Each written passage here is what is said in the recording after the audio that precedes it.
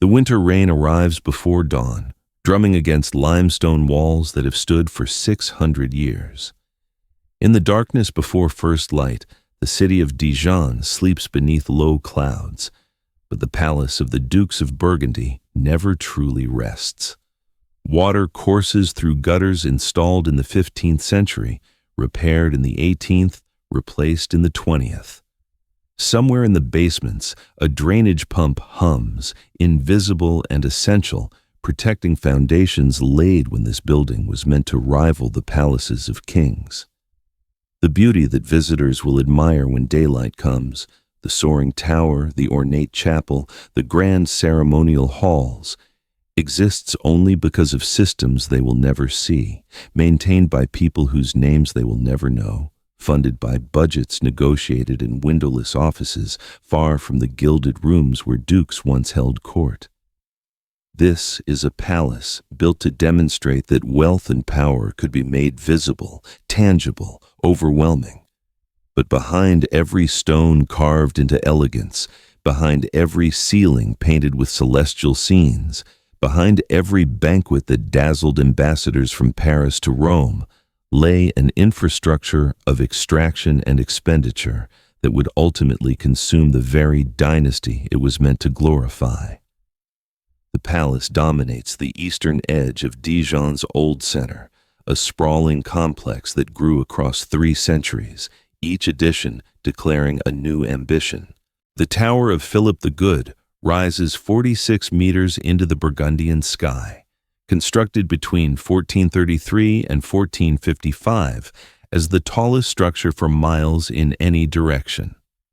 Its purpose was not defensive, but declarative, a stone announcement that Burgundy had become something more than a duchy, something approaching a kingdom in all but name.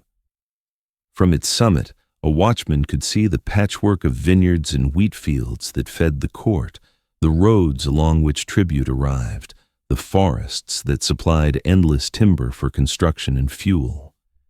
The view was strategic, but it was also symbolic. The dukes wanted height. They wanted to be seen from distances that made petitioners understand their insignificance before they ever reached the gates.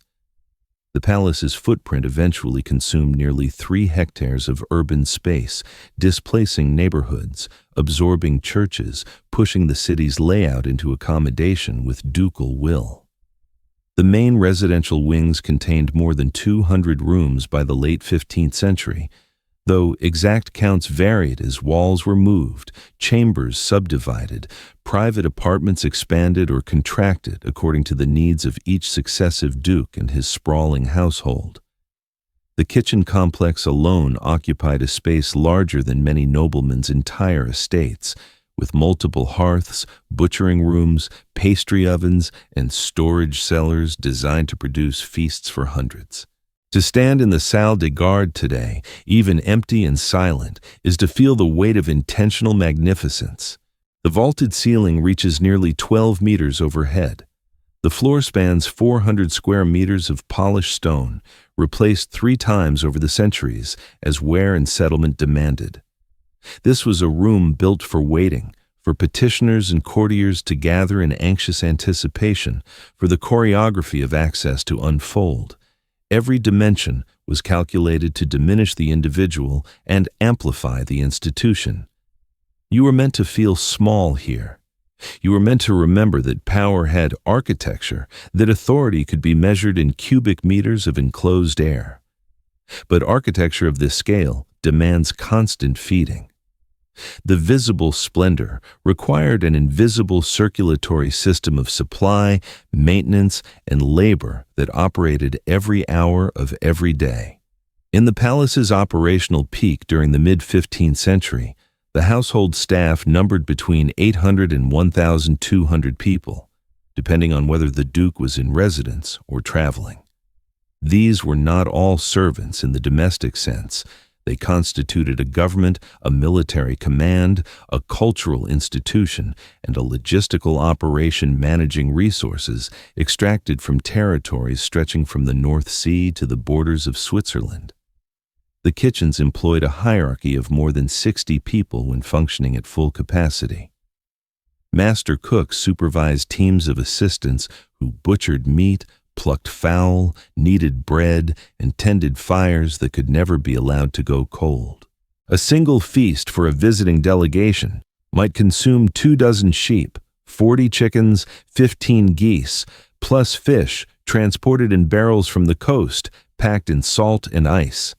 The ice itself came from winter harvests, cut from frozen ponds and stored in deep cellars insulated with straw, a resource that melted away through summer, irreplaceable until the next cold season. Managing this waste, this planned obsolescence of frozen water, required workers whose only job was monitoring temperature and rotating stock, ensuring that ingredients did not spoil before they could be transformed into displays of abundance. Heating the palace consumed forests. In a typical winter month, the fireplaces and heating systems burned through approximately 40 cords of wood, roughly 300 cubic meters of timber. This had to be cut, split, dried for at least a year to reduce moisture, transported by cart to the palace, and stored in wood yards that occupied entire courtyards. Then it had to be carried, armload by armload, up staircases and through corridors to the dozens of rooms where fires needed tending. Young men and boys worked through the nights of winter, feeding flames, removing ash, preventing the cold from penetrating rooms where the Duke's advisors made decisions affecting hundreds of thousands of lives. Their work left no monuments, no records beyond occasional payroll entries, noting wages of a few pennies per day. Water presented an even more complex challenge. The palace had no natural spring within its walls. Every drop used for cooking, cleaning, drinking, and the elaborate hygiene rituals of court life had to be carried from wells or purchased from water sellers who worked the city streets. In the 1460s, an ambitious plumbing project attempted to pipe water from a source nearly 2 kilometers away, using hollowed logs joined with iron bands and sealed with pitch. The system leaked constantly, required perpetual repair, and delivered water at a flow rate barely adequate for the palace's needs. Washerwomen still hauled buckets. Cooks still sent boys running to the wells during dinner preparations. The fantasy of hydraulic self-sufficiency remained exactly that, a dream undermined by the limits of medieval engineering and the relentless demands of hundreds of people living and working in close quarters. Philip the Bold, who reigned as Duke of Burgundy from 1363 until 1404, understood that majesty was a construction project. Born into the French royal family, Philip received Burgundy as an inheritance, but he spent his life transforming it from a provincial duchy into a political entity that could negotiate with kingdoms on equal terms. He was not a warrior duke, not primarily. He was a builder and a collector, a man who believed that culture could be weaponized, that art and architecture could accomplish what armies could not. Philip married Margaret of Flanders in 1369, a union that brought him control of Flanders, Artois, and eventually the Low Countries, territories far wealthier than Burgundy itself. The marriage was strategic, but Philip seems to have grasped something his contemporaries did not. That the prosperity of Flemish cities, their textile industries and trade networks could fund a court of unprecedented splendor. He would extract wealth from the looms of Ghent and Bruges and transform it into stone and sculpture in Dijon. The palace became the physical manifestation of this economic alchemy, transmuting merchant profits into ducal prestige. Philip commissioned the palace's first major expansion in 1365, beginning with what would become known as the Logis Ducal, the Duke's residential wing. He hired architects and masons from across France and the Low Countries, offering wages high enough to lure craftsmen away from royal projects. The accounts from these early years record payments to stone carvers, glaziers, carpenters, and painters, hundreds of names, most appearing only once or twice before disappearing from the records, their contributions absorbed into the anonymous grandeur of completed rooms. The construction process consumed years and fortunes.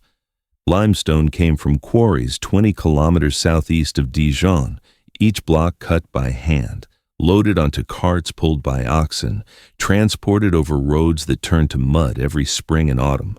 A single large window surround might require 4 tons of stone, shaped by masons working for weeks to achieve the precise curves and angles that would support glass panes.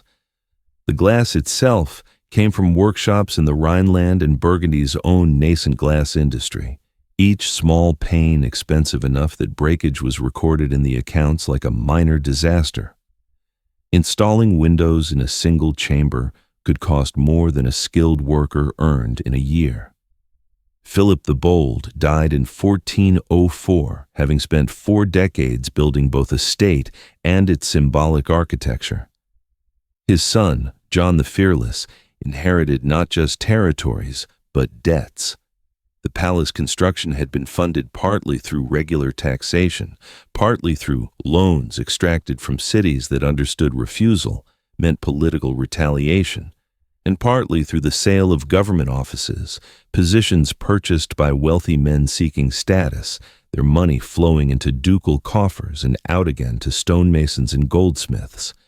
This system worked only as long as expansion continued, only as long as new sources of revenue could be found to pay for yesterday's ambitions. John the Fearless ruled from 1404 to 1419, and his reign introduced a new element to palace life: paranoia. He had orchestrated the assassination of the Duke of Orléans in 1407, a political murder that fractured France into civil war and made John a target for retaliation. The palace in Dijon became both a retreat and a fortress. John ordered the construction of new defensive walls, reinforced gates, and a system of watchtowers. He slept in rooms with multiple exits and maintained a personal guard of 40 men who patrolled the corridors at night. The palace's architecture adapted to reflect not just power, but vulnerability, the recognition that magnificence attracts violence. John himself was murdered in 1419, cut down on a bridge during what was supposed to be a peace negotiation. His son, Philip the Good, inherited a duchy at war and a palace that had become a symbol of both aspiration and excess. Philip would rule for 48 years, from 1419 to 1467, the longest and most transformative reign in Burgundian history. Under his leadership, the palace reached its zenith of cultural influence and financial strain. Philip the Good was obsessed with chivalry, with the performance of aristocratic virtue through ceremony and display. In 1430, he founded the Order of the Golden Fleece, a chivalric order modeled on Arthurian legend, and the palace became its spiritual home. The order's meetings required elaborate preparations: tapestries hung, altars decorated, seating arranged according to complex hierarchies of rank. These gatherings consumed weeks of labor and thousands of florins, producing nothing tangible beyond memories and the reinforcement of political alliances through shared ritual. The construction of Philip the Good's Tower, begun in 1433, exemplified the Duke's approach to power. The tower served no military purpose that existing fortifications did not already address. It was pure statement, an architectural exclamation point rising above the city. Building it required sinking foundations more than 10 meters deep, excavating through layers of clay and limestone, pouring rubble and lime mortar to create a base that could support thousands of tons. Workers descended into these pits every morning, laboring in conditions where a collapse could bury them alive.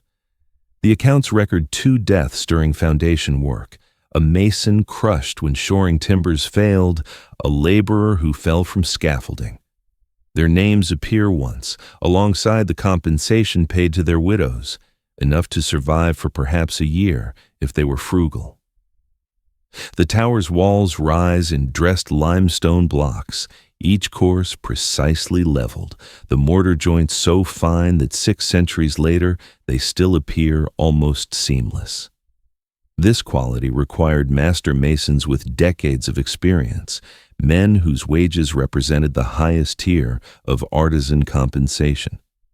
But it also required countless others whose skills were less specialized but no less essential.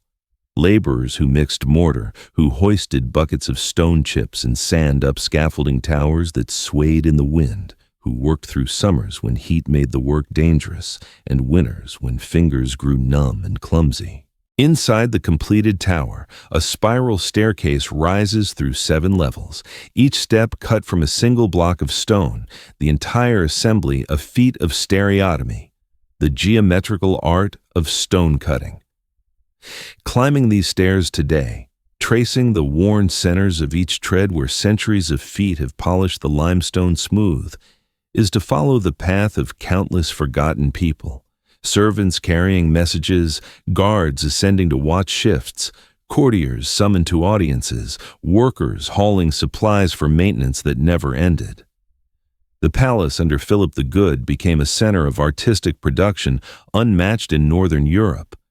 The Duke employed Jan van Eyck as court painter, commissioning portraits and devotional works that merged spiritual intensity with almost hallucinatory detail.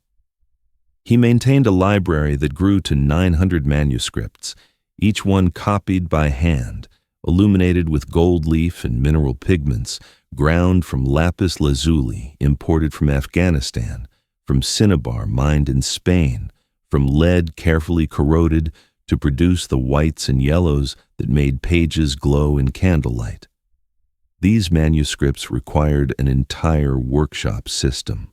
Scribes spent months copying texts, their hands cramping around quills, their eyes straining in light never quite adequate. Illuminators worked with brushes of a single hair, applying pigments mixed fresh each morning because many could not be stored overnight. Bookbinders sewed gatherings of parchment, calfskin scraped translucent and cut to precise dimensions, into wooden boards covered with leather or velvet, sometimes jeweled, always expensive. A single deluxe manuscript could cost as much as a stone house in Dijon's working quarters. Funding all of this required extraction on a scale that would eventually provoke resistance. The duchy's tax system reached into every corner of economic life. Cities paid annual tributes negotiated through tense councils, where ducal representatives faced merchants and guild leaders who understood that refusal might bring soldiers. The countryside yielded taxes on grain harvests, on wine production, on the movement of goods along roads the dukes claimed to protect. The Flemish cities, Bruges and Ghent especially, generated enormous revenues through taxes on textile production, but they also developed a fierce tradition of resistance, periodically refusing payments and forcing Philip to negotiate or threaten military action. The palace accounts from the 1440s and 1450s reveal the delicate balance between income and expenditure. In a typical year, the ducal household spent approximately 150,000 livres tournois, a sum representing the combined annual income of several thousand peasant families. Of this, roughly 30% went to salaries and wages for the permanent household staff, 20% purchased food and drink, 15% covered maintenance, repairs, and new construction.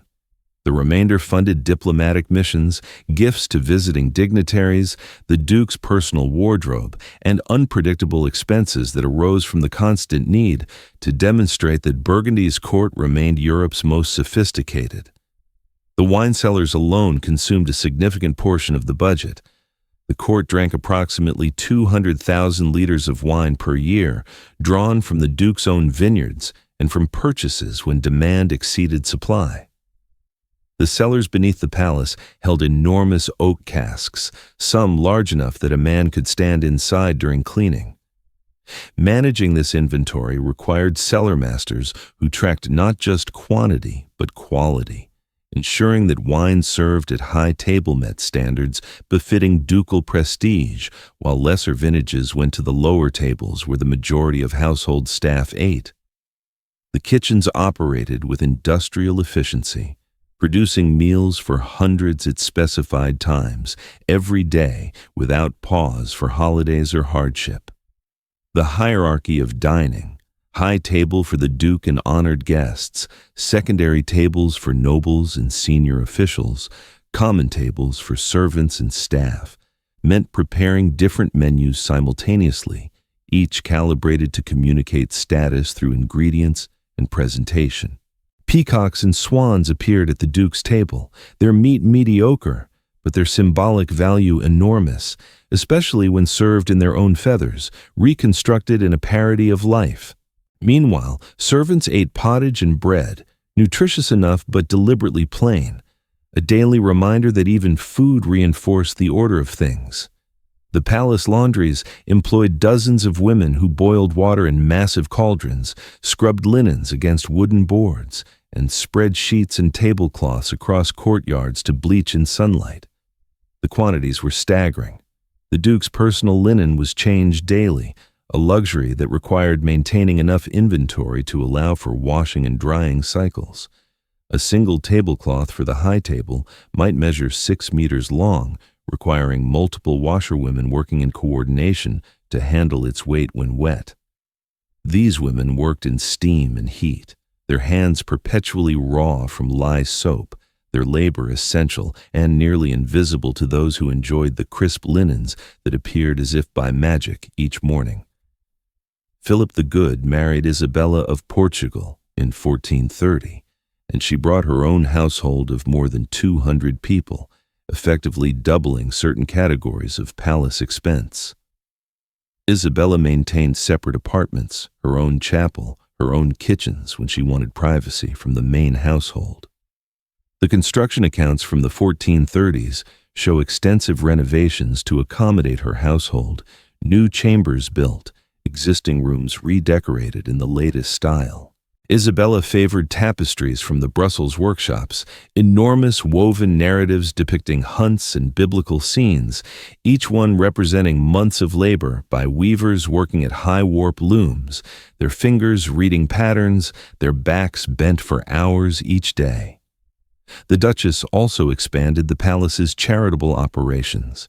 She established a daily distribution of bread and soup to the poor who gathered at the palace gates, a performance of Christian virtue that also served political purposes, demonstrating ducal benevolence while managing the population of urban poor who might otherwise become sources of instability. Feeding several dozen destitute people each day cost relatively little compared to the palace's overall budget, but organizing it required staff, storage, cooking capacity allocated away from the household's own needs. Charity, like everything else, demanded infrastructure. The palace's stables constituted a complex operation, managing more than 200 horses at peak times. Destriers for ceremony and potential warfare, palfreys for daily riding, coursers for hunting, and the heavy draft horses that pulled supply wagons all required specialized care. Each horse consumed roughly 10 kilograms of hay and several kilograms of oats daily. Farriers shod them, grooms cleaned them, stable boys mucked stalls in an endless cycle of waste removal.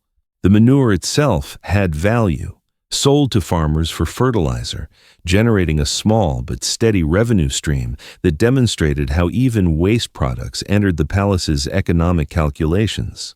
The falconry mews maintained birds of prey for hunting, another status marker that demanded constant attention. Falcons and hawks required daily feeding with fresh meat, their jesses and hoods needed regular replacement, and the falconers who trained them possessed skills that took years to develop.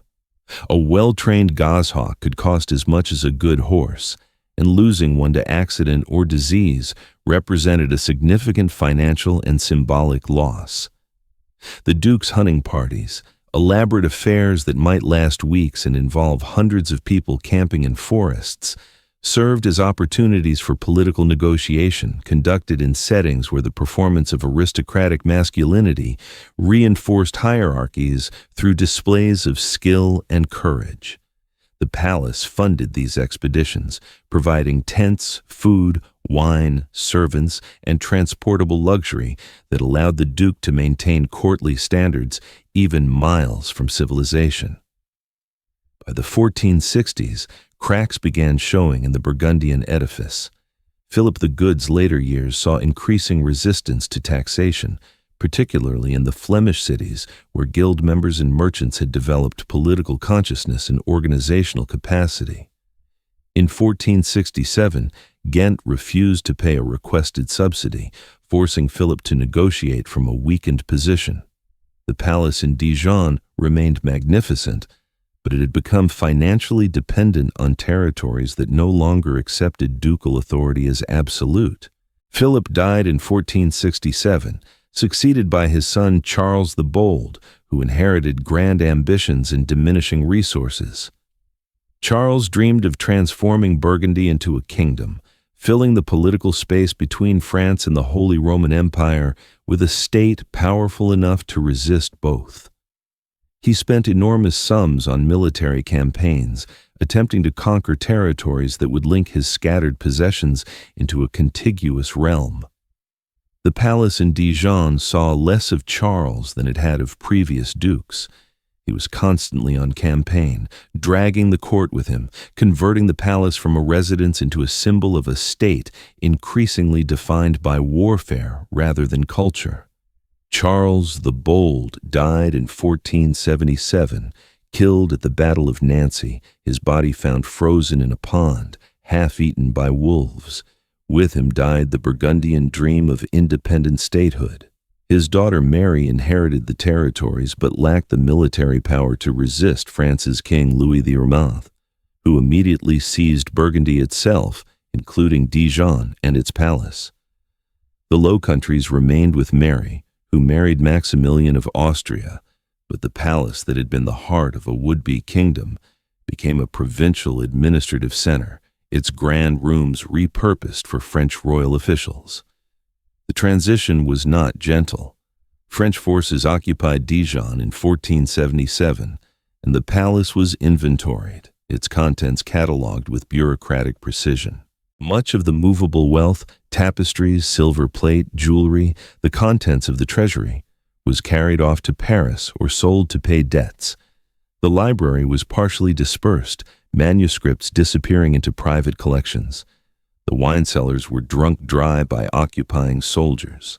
The palace's household shrank from more than 1,000 people to a few dozen caretakers and officials, managing a building suddenly too large for its purpose. For more than a century, the palace drifted. The French crown used it as regional headquarters, housing the Parliament of Burgundy, a judicial body that heard cases from across the province. The ceremonial rooms became courtrooms and offices. The private apartments were subdivided into smaller chambers for judges and clerks. Maintenance continued, but only to prevent actual collapse. There was no appetite for expansion or renovation. The building began the slow process that overtakes all unused architecture, a gradual surrender to weather and time. In the 17th century, the palace experienced partial revival. French kings visiting the region stayed in the ducal apartments, which prompted renovations to meet contemporary standards of comfort. New fireplaces were installed, walls were replastered, ceilings repainted. But these were updates, not expansions. The palace was being maintained as a monument to a vanished state, its significance increasingly historical rather than functional. The French Revolution brought catastrophe. In 1789, revolutionary fervor swept through Dijon, and the palace, symbol of aristocratic privilege, became a target. Mobs broke into the buildings, smashing furnishings, destroying records, defacing religious imagery in the chapel. The revolutionaries saw the palace not as a treasure to preserve, but as a reminder of oppression to obliterate.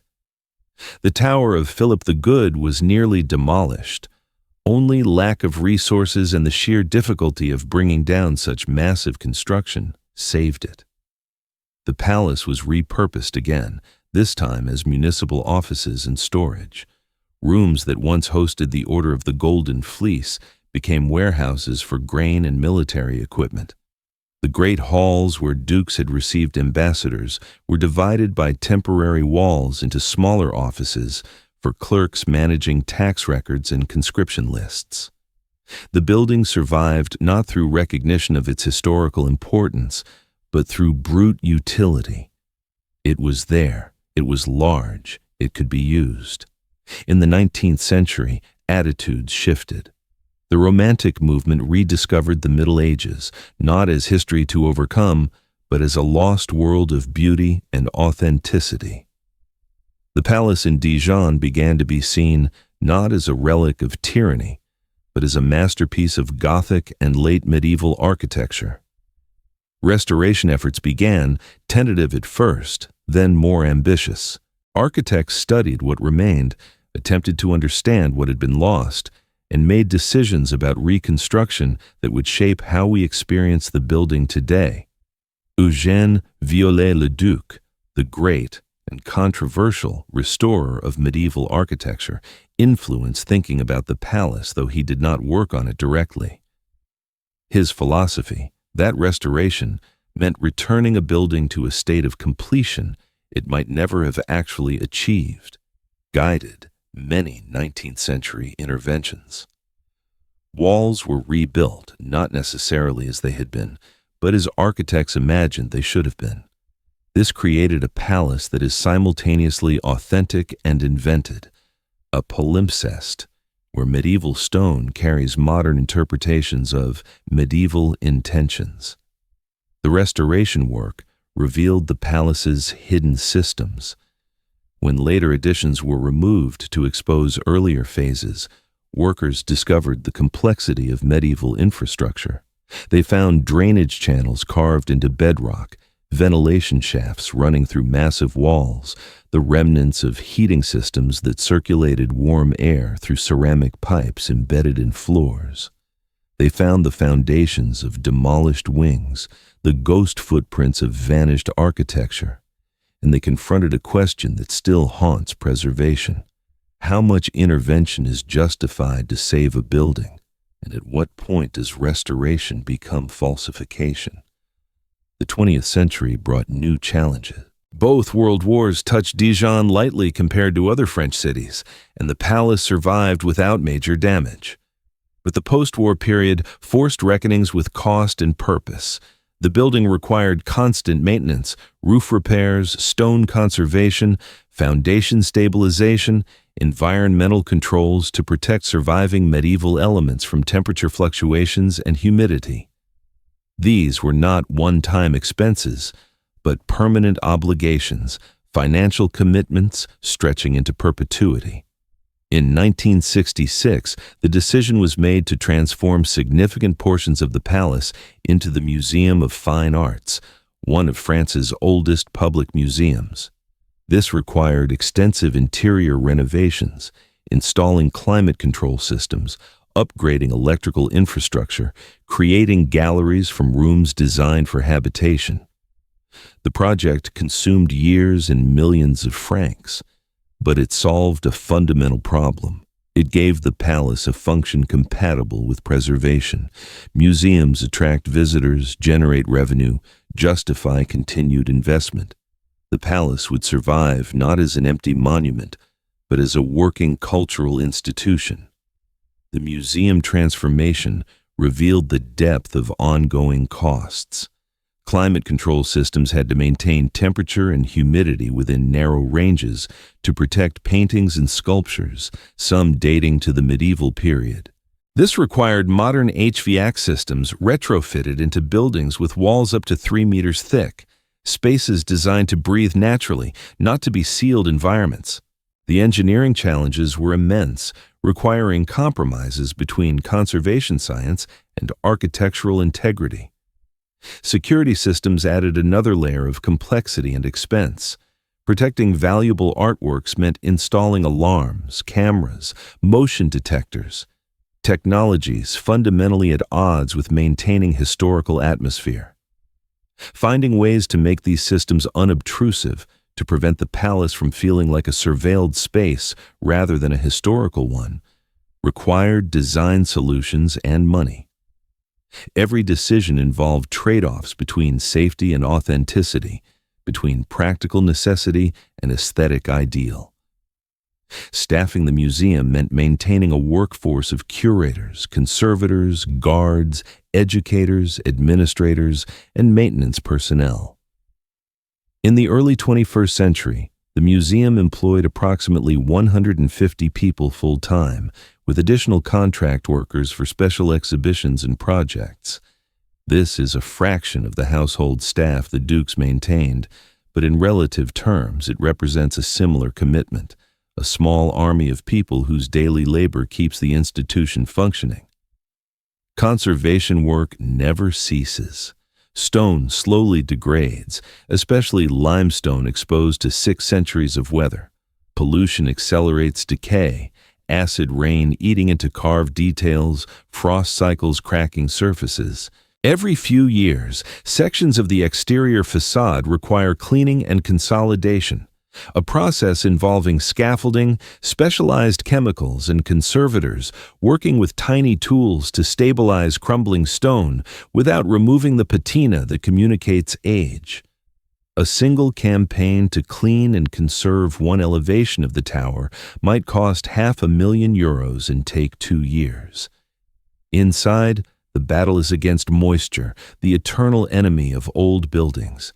Groundwater wicks up through foundations, condensation forms on cold stone walls, leaks develop in roofs and spread invisibly through timber structures until damage becomes critical. The palace employs building surveyors who conduct regular inspections using thermal imaging cameras and moisture meters to detect problems before they become crises. Even with vigilance, surprises occur. In 2011, workers discovered that an entire section of medieval timber framing in one wing had been compromised by beetle infestation, requiring emergency intervention that cost hundreds of thousands of euros in closed galleries for months. Financing this comes from multiple sources, each precarious in its own way. The French state provides baseline funding through the Ministry of Culture, but state budgets fluctuate with politics and economic conditions. Austerity measures can mean delayed maintenance, positions left unfilled, projects postponed. The city of Dijon contributes funding, but municipal budgets face their own pressures, especially as populations age and social services demand increasing resources. Admission fees generate revenue, but museums are chronically underpriced. Tickets cost a fraction of what actually funding operations would require because the mission includes access, making culture available rather than exclusive. Private donors and corporate sponsorships fill gaps, but this introduces complications. Donors want recognition, plaques on walls, their names attached to galleries or programs. Corporations want association with cultural prestige, but also expect measurable returns, publicity, branding opportunities, entertainment venues for clients. Navigating these relationships without compromising the institution's integrity requires constant negotiation. The palace survives partly because skilled administrators have learned to speak multiple languages, the language of scholarship to academics, the language of economic impact to politicians, the language of brand value to corporate partners. Tourism provides both opportunity and threat. Dijon attracts visitors drawn by Burgundian history, wine culture, and medieval architecture. The palace is a primary attraction, and visitor numbers have grown steadily, from approximately 150,000 annually in the 1980s to nearly 300,000 in recent years. This generates admission revenue and supports the local economy, but it also accelerates wear. Thousands of feet crossing medieval floors, hands touching stone surfaces, breath adding moisture to enclosed spaces. Every visitor contributes infinitesimally to degradation. Managing this means installing protective barriers, rerouting circulation paths, sometimes closing fragile spaces to all but researchers, limiting access to ensure long-term preservation. The palace now functions as a heritage site, a museum, and a symbol of regional identity. It hosts concerts in the ducal chapel, corporate events in the grand halls, scholarly conferences in converted apartments. Each use brings revenue, but also requires adaptation. Concert audiences need seating, lighting, amplification, all temporary installations that must not damage historic fabric. Corporate events demand catering facilities, Wi-Fi networks, accessible restrooms. The building must be both precious and practical, sacred and available, a difficult balance maintained through constant management. In 2015, the palace underwent another major renovation, this time focusing on accessibility and visitor experience. Elevators were installed in locations carefully chosen to minimize impact on historic spaces. Signage systems were designed to guide visitors without cluttering visual fields. Interactive displays were added, using touchscreens and projections to tell stories without permanently altering rooms. The project cost €30 million, funded through a combination of state grants, regional development funds, and European Union cultural heritage money. It took 5 years, during which large sections of the palace were closed, reducing visitor numbers and revenue, creating a financial gap that had to be managed through temporary budget adjustments and deferring other projects. The renovation also involved decisions that reveal contemporary values. Accessibility is now understood not just as physical access, but as intellectual and cultural access. The museum installed materials in multiple languages, created programming for visually impaired visitors, developed educational resources for schools. These initiatives cost money and require ongoing staffing, but they reflect a conception of the palace's purpose fundamentally different from the Duke's vision. Where Philip the Good built to overwhelm and exclude, to create spaces that communicated hierarchy and separation, the modern institution aims to include and educate, to make the palace's history available to everyone, regardless of background or ability. Climate change introduces new variables. Burgundy's weather patterns are shifting. Summers grow hotter and drier, winters less predictable, extreme weather events more frequent. These changes stress the palace's fabric in ways engineers are still learning to understand. Stone that survived centuries of relatively stable conditions now faces thermal cycling between temperature extremes, causing expansion and contraction that opens cracks and accelerates spalling. Increased rainfall intensity overwhelms drainage systems designed for different conditions, leading to flooding in basements and water penetration through walls. Adapting to these changes requires not just repairs, but rethinking how the building interacts with its environment. Energy consumption is a growing concern. Maintaining climate control in a building this size with minimal insulation and vast volumes of air to condition requires enormous energy inputs. The palace consumes electricity at rates that would serve a small town, and most of that energy comes from sources with carbon footprints. There is deep irony here. Preserving the palace contributes to climate change, which threatens the palace's preservation. Efforts to reduce energy use confront architectural realities. Installing insulation in medieval walls risks trapping moisture and causing more damage than heat loss. Replacing windows with modern efficient glazing destroys historical authenticity. Solutions exist but are expensive and imperfect. Geothermal heating systems, LED lighting retrofits, solar panels installed where not visible from street level. The people who work in and on the palace today continue a tradition of invisible labor.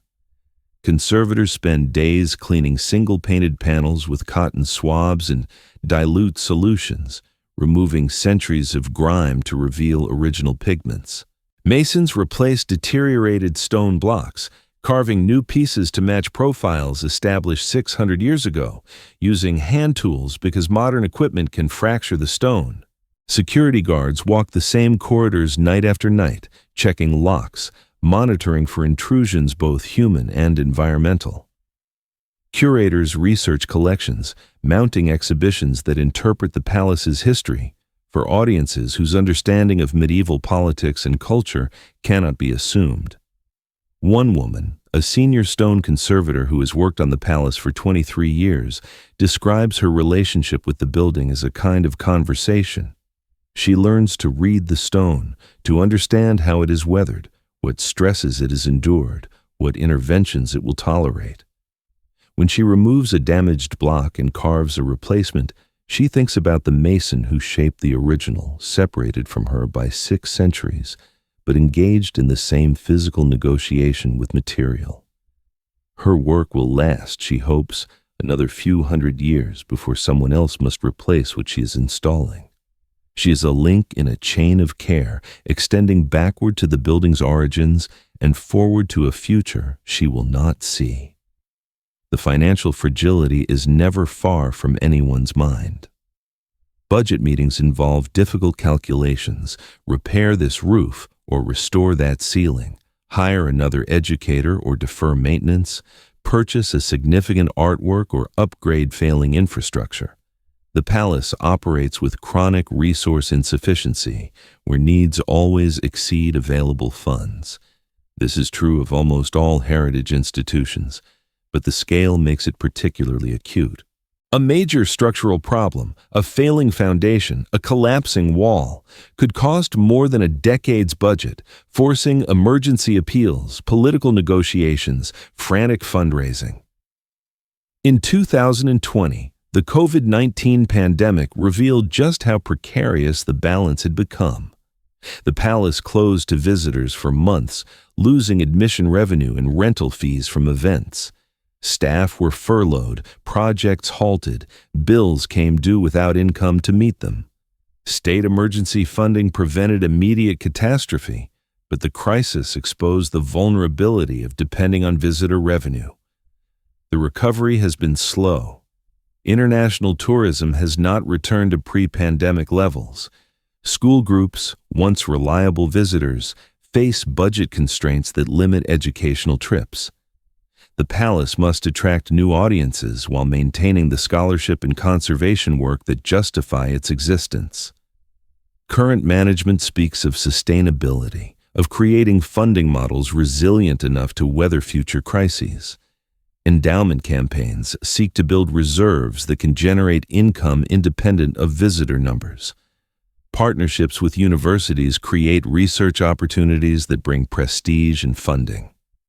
Digital initiatives, virtual tours, online collections databases, streaming lectures reach global audiences and generate modest revenue. None of these individually solve the fundamental problem. Maintaining a building this size and complexity costs far more than it can ever generate through fees and sales. The palace requires subsidy, requires collective agreement that preserving it serves purposes beyond profit. The question of purpose is philosophical as much as practical. Why does this palace deserve preservation? Not because it is beautiful. Beauty alone does not compel public expenditure. Not because it is old. Age is not intrinsically valuable. The palace matters because it embodies history in tangible form, because walking through its rooms and touching its walls connects us materially to human experiences separated from our own by centuries.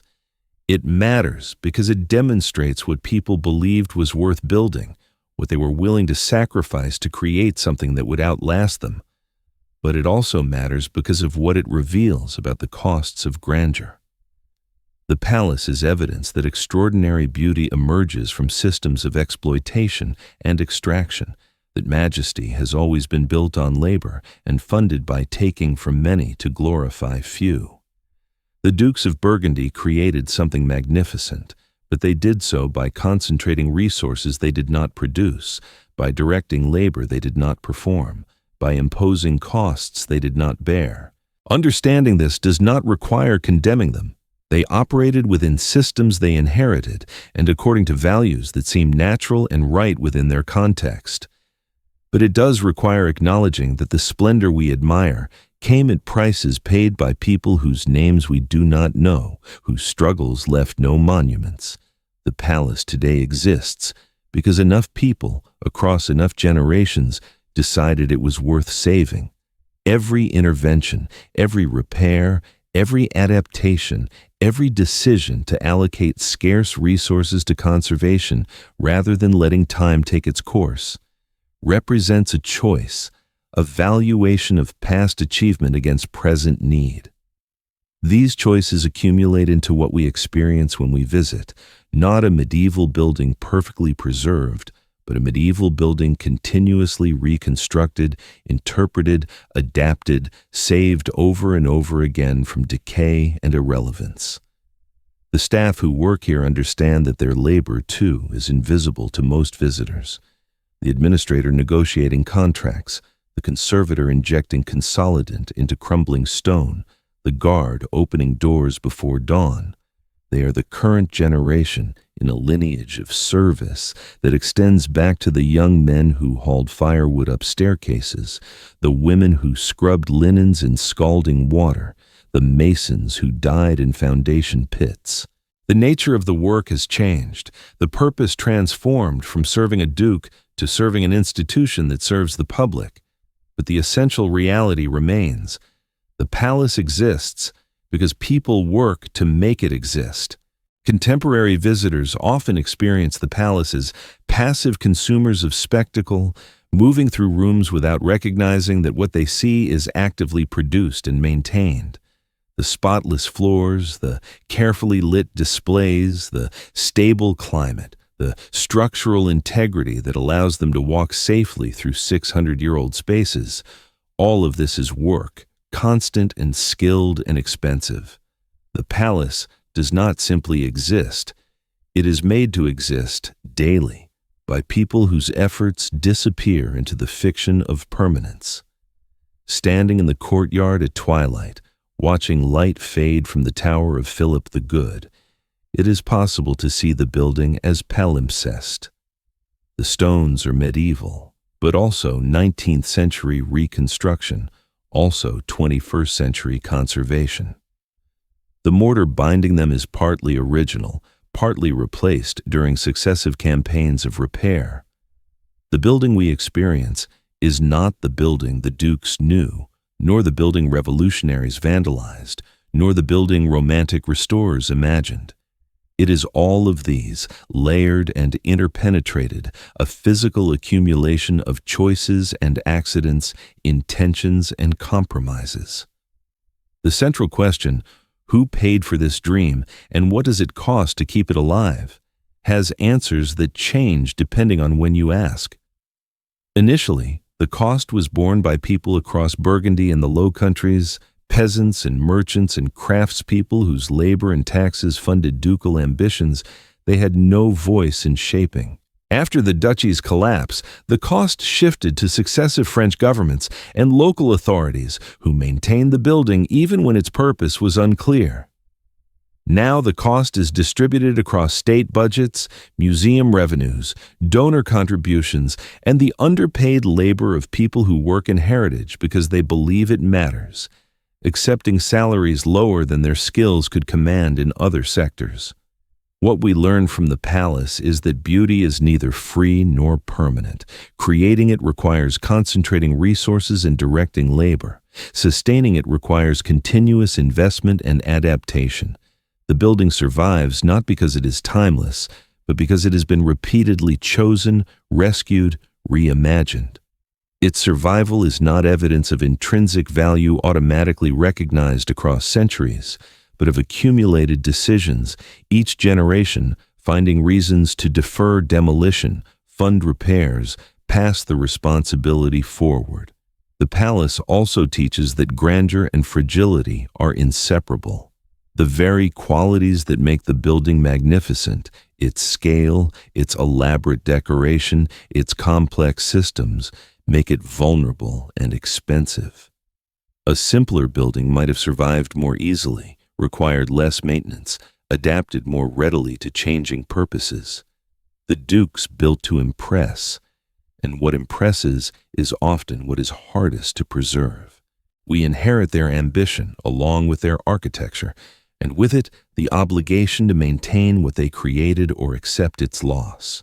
There is no endpoint to this story, no moment when the palace will be finished or saved forever. Conservation is continuous. Funding must be renewed annually. Each generation of staff must learn the building and make their own decisions about intervention and repair. The palace exists in a permanent state of becoming, always moving either toward preservation or decay, with the balance determined by resources, expertise, and commitment. The modern custodians of the palace speak of stewardship rather than ownership, of holding the building in trust for future generations. This language acknowledges that they, like the dukes before them, are temporary. The difference is in awareness and intention. Where the dukes built for their own glory and dynastic legacy, contemporary stewards work to preserve access and understanding. The palace has been transformed from a monument to power into a resource for education and cultural continuity. But the transformation is never complete, always contested by practical constraints and competing values. The palace endures because beauty, once created, generates attachment across time. People who never knew the dukes, who have no stake in medieval politics or Burgundian identity, care about the building's survival because it moves them, because it demonstrates human capacity for creating order and elegance from stone and vision. This attachment is emotional and aesthetic, but it translates into political support, funding, the permissions and resources required for conservation. Beauty may not be intrinsically valuable, but we value it, and that valuation creates the conditions for preservation. Yet beauty alone has never been sufficient. The palace survives also because of pragmatism, because it serves functions, housing museums, hosting events, attracting tourists that generate the resources justifying continued investment. Buildings that cannot find contemporary uses, that remain only beautiful, tend to collapse despite nostalgia and regret. The palace's adaptation to multiple purposes, its willingness to be something other than what the dukes intended, has been essential to its survival. Purity would have meant ruin. The costs, financial, environmental, social, continue accumulating. Every year, more resources flow into the palace, resources that could serve other purposes, address other needs. The decision to maintain the building is a decision not to do something else, and that opportunity cost is real even when invisible. Society collectively agrees, through government policy and cultural institutions, that preserving places like the palace serves the common good, that historical memory and aesthetic experience justify the expenditure. But this agreement is provisional, dependent on economic conditions, political priorities, cultural values that shift across generations. Climate change may force recalculations. As environmental pressures intensify, as resources grow scarcer, the sustainability of maintaining energy-intensive heritage sites will face increasing scrutiny. The palace may have to transform again, finding ways to reduce its carbon footprint and resource consumption, or articulating why its preservation justifies environmental costs. These are questions the current generation of stewards is beginning to confront. Knowing the answers will shape the building's next century as profoundly as past crises shaped its previous ones. The palace stands because people keep building it, metaphorically and literally. Every conservation intervention is a small act of construction, replacing what has failed, strengthening what has weakened, extending the building's life another few decades. Every budget approved, every grant awarded, every donation made constructs the conditions for the palace's continued existence. And every visitor who walks through the rooms and leaves understanding something about history, beauty, or the costs of grandeur constructs the cultural consensus that preservation serves purposes beyond nostalgia.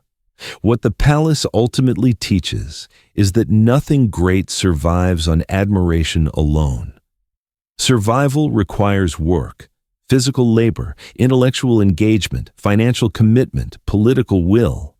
It requires compromise and adaptation, acceptance that preservation means change, that saving something for the future means allowing it to be different from what it was. The palace the dukes built no longer exists, except as fragments embedded in a structure that is partly reconstruction, partly interpretation, partly contemporary institution. But this is not failure. It is how anything survives across centuries. The people who built the original palace believed they were creating permanence, architecture that would speak for them across time. They were partly right. The palace does speak, but what it says is complicated. It speaks of ambition and achievement, of human capacity to transform vision into stone. But it also speaks of extraction and exploitation, of beauty built on uncounted costs. And it speaks of fragility, of the enormous effort required not to build something once, but to maintain it across centuries, through wars and revolutions, through shifts in politics and values and understanding. Standing before the palace today, we receive this inheritance and its obligations. We benefit from the Duke's ambition. We can experience beauty they created without paying what they demanded.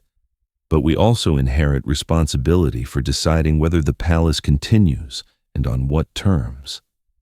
The building's future depends not on its past, but on present commitments, on choices we make about allocating resources and effort, about what we believe deserves preservation and why. The palace will stand or fall based on these choices. Beauty will not save it. History will not save it. Only continuous, deliberate, expensive effort will save it. Effort motivated by belief that connecting to the past through material preservation serves human purposes worth the cost.